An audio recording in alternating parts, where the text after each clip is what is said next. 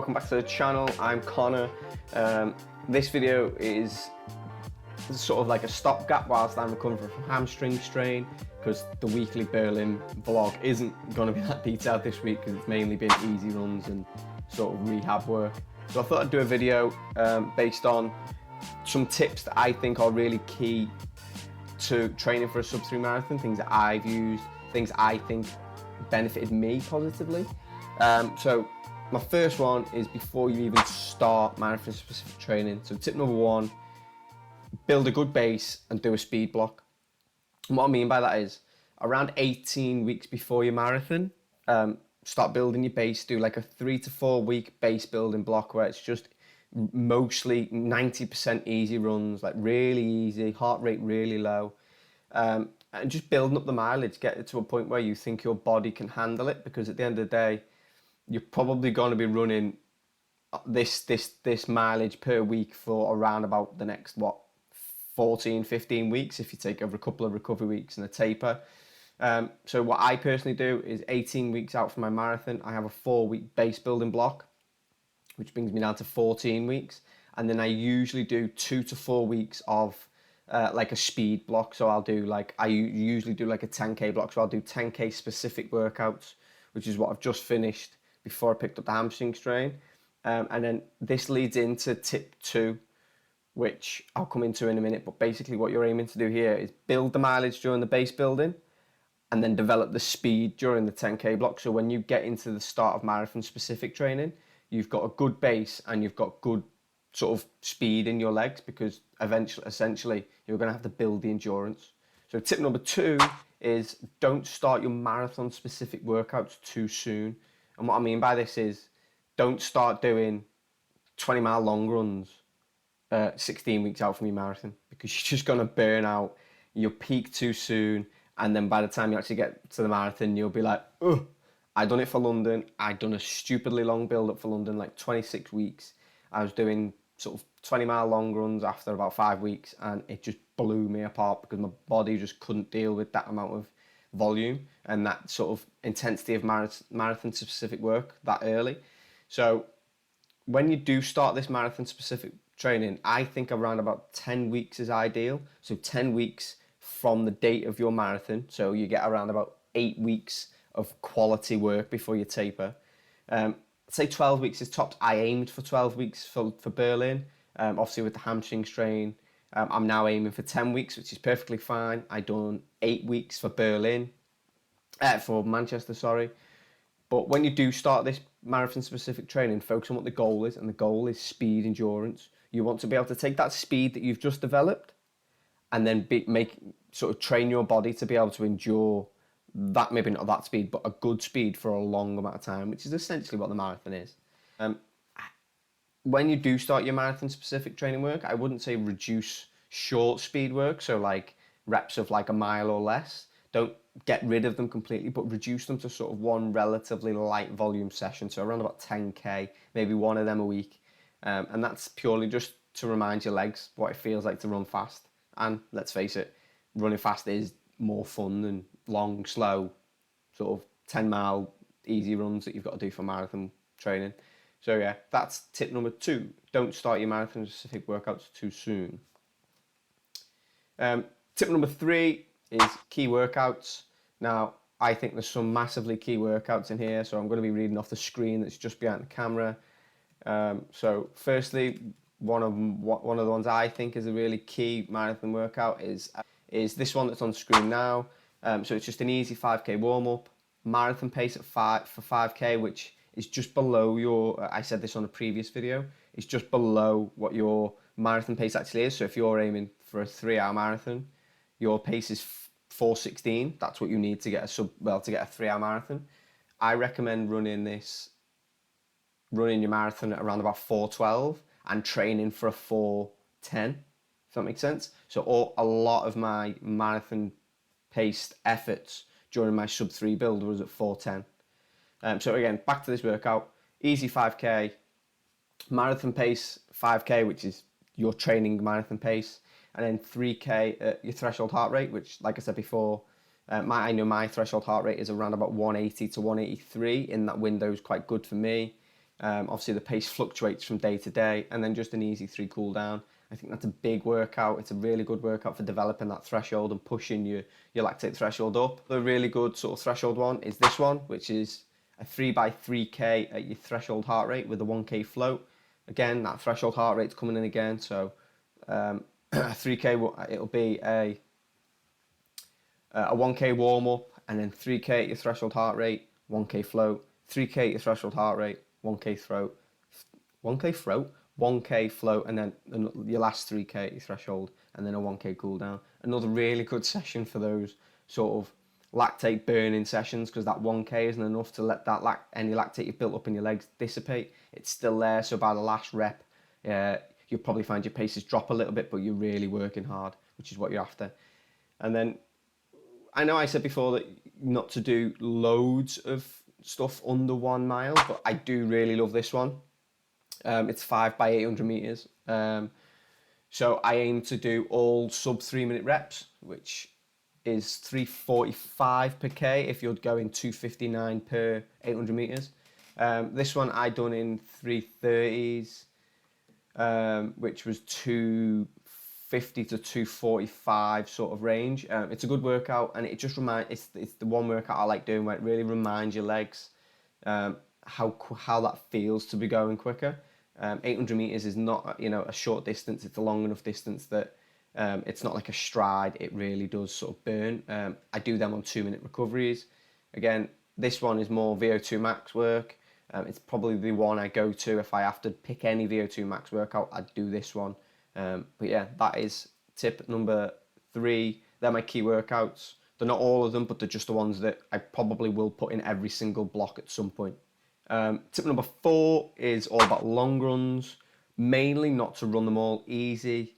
Okay, it's okay to do a few easy, maybe when you're going first up to that 20 mile marker, maybe do it all easy just to hit it first, that first one of the training block. But all the other times you want to be able to put sort of sections of marathon pace or quicker in there, just to get your body used to running a long distance, but also there's nothing better for than your confidence than when you're 18 miles into a long run that you can bang out 2 miles, 3 miles at your marathon pace. It's really a big boost for your confidence. Tip number 5, people often say that you should book a tune-up race in the process, in like the build up to your marathon. I do agree with that, but what I don't agree with is when a lot of people say do a half marathon in the build up.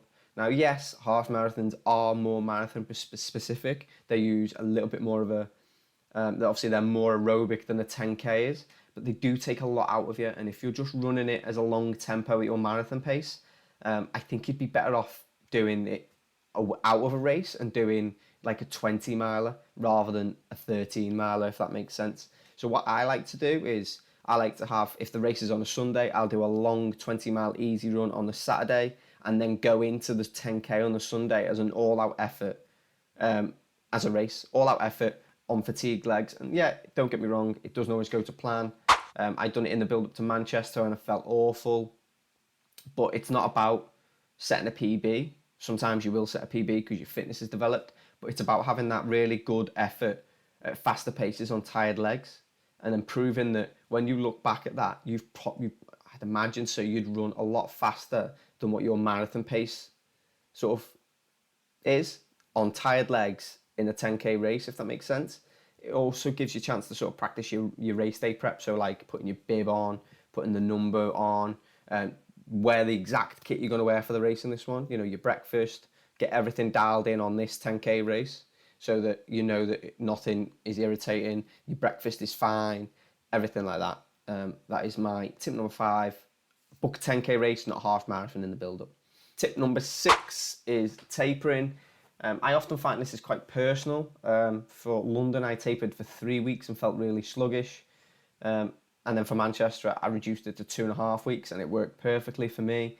But what I do is on my last day before my taper, so on a Tuesday, I do a double workout day. So I'll do like something in the morning, like 20 times 2 minutes, or 10 times 2 minutes, something really short and sharp. And then in the evening, I'll do something like 2 times 3K or 3 times 2K at threshold. and that'll be my last day of marathon peak, and then I start my taper. Common tips about the taper: keep the intensity high, but lower the volume. So if you would usually do an 8 times 1K in a workout, only do 4 or 5 times 1K in that workout. If you used to do a 16K tempo, maybe reduce it to an 8 to 10K tempo instead.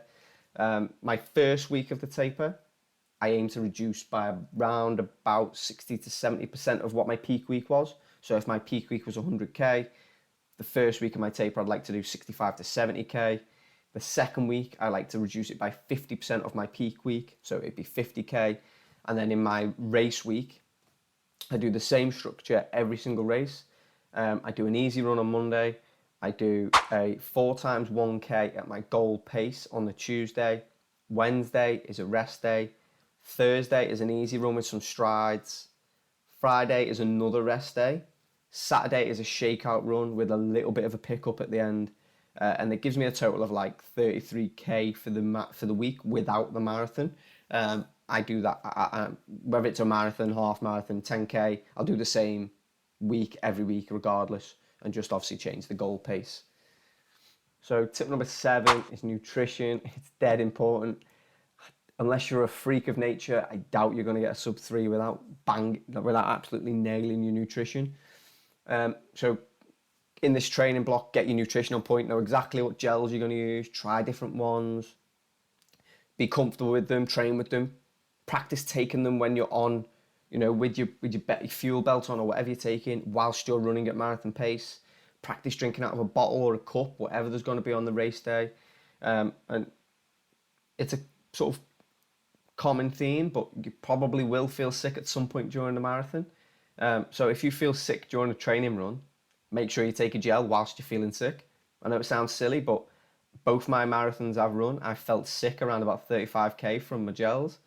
But you've got to get it down you've got to get that fueling, because if you don't take a gel at 35K, more than likely when you get to 40K, you are going to bonk big time, probably for that maybe like 37K, and that 5K is going to be horrendous. So I use the Torque gels. I've used these two. These are my 2 favourite flavours. I've gone through this before. Raspberry Ripple, Lemon Drizzle. And then I also take where's it gone? I take a Precision Fuel caffeine gel, 100 grams of caffeine. And my order, which I'll put on screen now, is I take two non-caffeine gels, a caffeine gel, a non-caffeine gel, and then a caffeine gel if I need it. I've also found these recently, which are flavourless Torque gels. I'd imagine they're very similar to like the Morton ones are, where there's no flavour, whereas these ones obviously have a flavour. These ones can get very sickly later on. I do think like I'll avoid every flavour bar Lemon Drizzle for my last gel, just because it's the only one that I really like, without making me feel sick. So I'm going to try this in this training block, see if this is a good one. Fortunately, it doesn't have the electrolytes, but it'd be a good one just to get carbs in late in a race. So I'm going to try that. But yeah, definitely experiment with your gels, get them nailed on, know what you want, and know the order that you're going to do them. I also have the Cramp Fix. It's basically like vinegar, like sort of like pickle juice if you've ever had that. I have a reminder set up for this to take every 10K. So I will take sort of 20 mils of this every 10K. It doesn't taste nice. It tastes disgusting. But it's got such a high level of like sodium in. Obviously it's Cramp Fix. It's meant to stop you from cramping.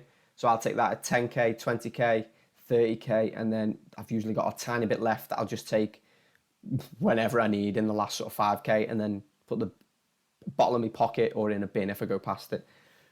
My last nutrition thing is so these, I've spoken about this in the past, these break up inside. So there's 2 big like bars in here, and then they break up into 3 blocks each.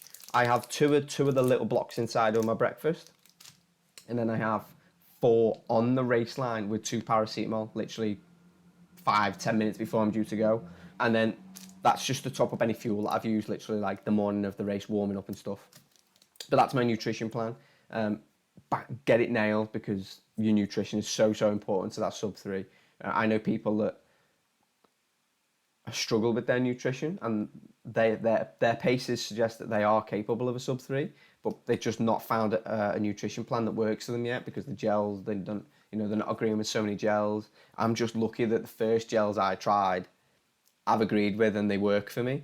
So experiment. Obviously Morton are good. Obviously I personally would recommend Talk to anyone. Obviously people take the Science and Sport ones, there's so many, but nutrition is so crucial. So that's my video on the 7 key tips that I think are crucial for sub-3 marathon training. I hope you enjoyed the video. If there's any tips that you've thought of that I've not included or I may have forgotten about, put it in the comments below, help everyone out. But yeah, I hope your training goes well if you're running an autumn marathon. It's obviously hot at the minute in the UK and in the Northern Hemisphere, so it's difficult to get your runs done sometimes. Sub-3 marathon is hard. It is really hard. It takes a lot of commitment in your training. Everything's got to go right on race day. Your weather's got to be right. You've got to have, no sort of stomach problems, no muscle problems. It's such a difficult pace to run. But then once you've cracked it, you do feel a massive sense of accomplishment on the finish line. And I want as many people to feel that, because not many people can run a marathon. Even less than that can run a marathon in under 3 hours. So if you're aiming for a sub-3 hour marathon, then fair play, because I tell you what, there's not many people that can do it for that distance, and it's tough. It's very tough. But I hope your training goes well. If you are running an autumn marathon, let me know which one you're doing below. Obviously, I'm doing Berlin. If you're doing Berlin, let me know. But if there's enough people and there's enough interest on the channel, I might set up a shakeout run in Berlin on the Saturday. But yeah, hope you enjoyed the video. See you in a bit. All the best.